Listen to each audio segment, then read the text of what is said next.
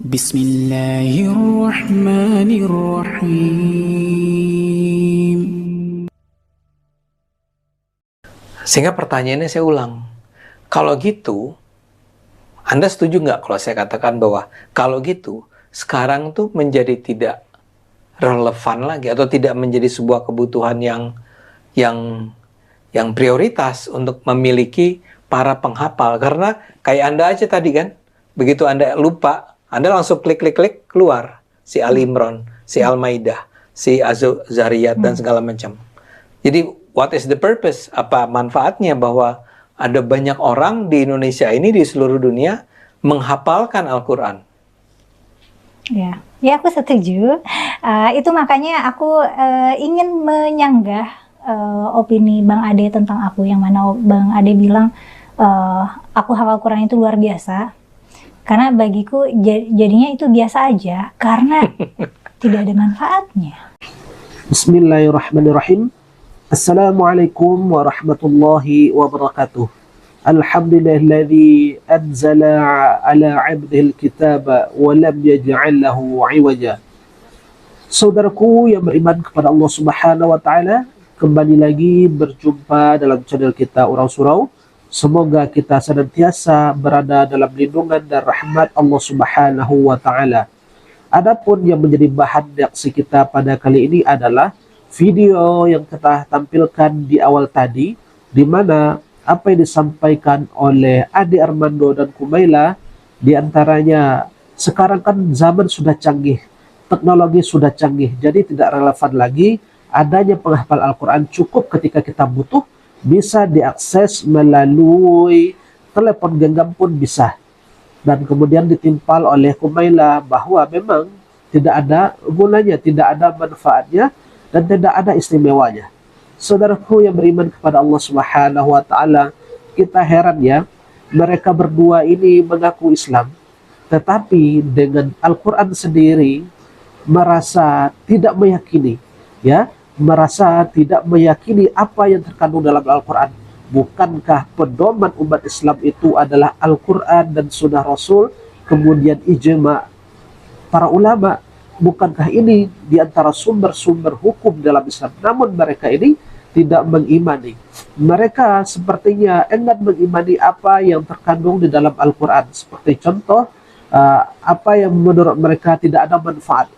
Kalau orang beriman itu banyak sekali manfaatnya. Coba kita jawab dulu dengan secara logika. Ketika Kumaila mengatakan bahwa tidak ada manfaat dari menghafal Al-Quran itu, sebetulnya dia sedang menikmati manfaat dari hafalan tersebut. Sebagai contoh, dia seringkali diundang, ya, di dalam podcast. Jadi manfaatnya dia itu adalah sering diundang ke dalam podcast para YouTuber, ya, untuk memberikan keterangan, untuk memberikan kesaksian bahwa dia dulu pernah menghafal Al-Quran. Bukankah dia juga mengambil manfaat dari hafalannya? Kemudian juga Ade Armando mentes hafalan Kumaila juga. Kalau memang Kumaila ini hafal Al-Quran, coba sebutkan surat Al-Maidah, kata Ade Armando. Kemudian Kumaila membacakan surat Al-Maidah. Kan ada manfaatnya.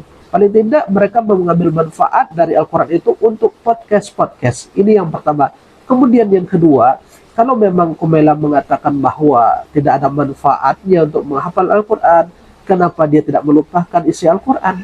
Ya, kenapa juga ketika Kohani menguji tes hafalannya, saya yakin dia pasti ada murojaah di rumah. Ya, ini menandakan bahwa dia mengambil manfaat untuk itu. Kalau tidak merasa ada manfaatnya, kenapa tidak dilupakan? Ya, kenapa tidak dilupakan sama sekali? Ini akan lebih jelas. Ya, ini akan lebih jelas.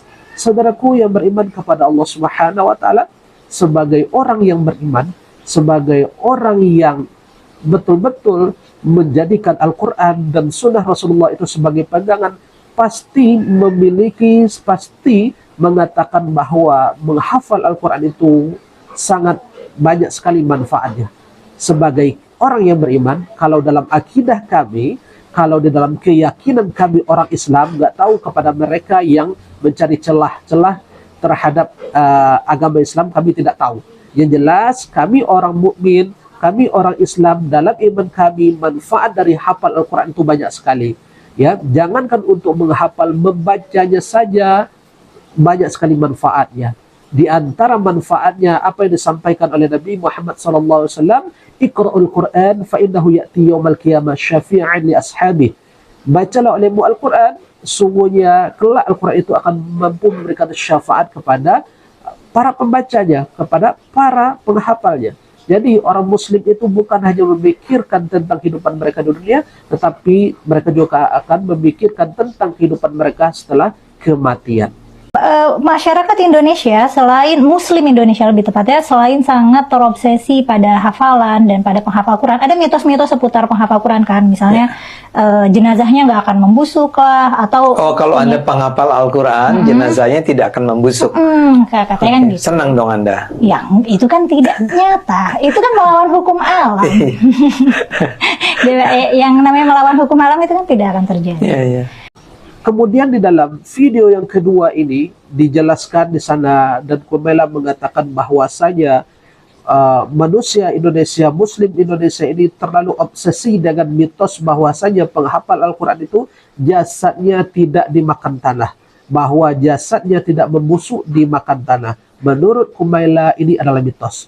Kalau Kumaila tidak meyakini akan hal ini, tetapi kami sebagai orang yang beriman, orang yang berpedoman kepada Al-Quran dan berpedoman kepada hadis, kami meyakini akan hal itu. Kenapa? Karena memang Rasulullah SAW sendiri mengatakan hal yang seperti itu. An-Jabir ibn Abdillah qala Rasulullah SAW, "Idza mata hamilul Quran auhallahu ilal ardi liakali lahmihi." Ketika mati, wafat seorang yang menghafal Al-Quran, ya, mereka itu diwahyukan kepada bumi untuk tidak memakan jasadnya. Qala fataqulul ardu wa kaifa akilu lahmahu wa kalamuka fi jawfih. Rawahu Ibnu Asakir wa Dalami. Ketika seorang penghafal Al-Quran itu mati, kemudian Allah mewahyukan kepada bumi untuk tidak memakan lahamnya. Apa itu lahmihi? Apa itu dagingnya, jasadnya? Maka ketika itu bumi menjawab, bagaimana mungkin aku akan memakan daging mereka, jasad mereka ya Allah, sementara kalamu, hafalan mereka itu berada di dalam rongga mereka. Hadis riwayat oleh Ad-Dailami dan Ibnu Asakir. Ini yang mengatakan bahwa jasad orang yang penghafal Al-Quran tidak busuk dimakan tanah, itu adalah merupakan hadis dari Rasulullah SAW, dan kami orang yang beriman, dalam iman kami meyakini akan hal itu. Kemudian apa yang terdapat dalam kitab Al-Hayatu Barzakhiyatu Minal Mauti Ilal Ba'si, di sana dijelaskan ketika terjadi hujan lebat dan banjir ketika 46 Hijriah, tahun 46 Hijriah, kemudian ada di antara makam para syuhada yang mana mereka itu banyak penghafal Al-Quran. Kemudian terlihatlah beberapa kuburan, terbongkarlah beberapa kuburan karena air yang mengenang. Di antaranya kuburan dari Abdullah bin Amru Al-Ansari, kemudian kuburan dari Amru bin Al-Jumuh, kemudian juga kuburan dari paman Rasulullah yakni Hamzah.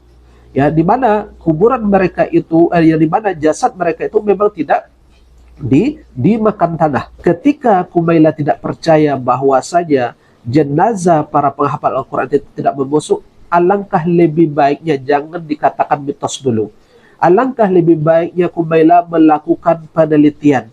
Kalau umpama Kumaila melakukan penelitian dari sekian banyak para hufaz, para hafiz yang meninggal, kemudian Kumaila mengambil sampel, ternyata ketika melakukan penelitian itu memang tidak terbukti sama sekali bahwa jenazah para penghafal Al-Quran itu tidak membusuk. Ternyata dia dapati jenazah para penghafal itu membusuk. Barulah Kumaila mengatakan bahwa hadis tersebut adalah mitos.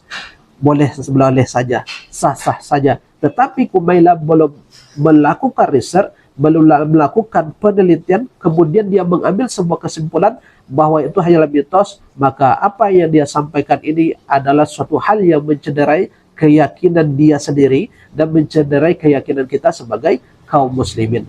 Saudaraku yang beriman kepada Allah Subhanahu wa taala, barangkali ini yang bisa kita sampaikan. Mudah-mudahan yang sedikit ini bermanfaat. Subhanakallahumma wa bihamdika asyhadu an la ilaha illa anta astaghfiruka wa atubu ilaik. Wabillahi taufiq wal hidayah. Assalamualaikum warahmatullahi wabarakatuh.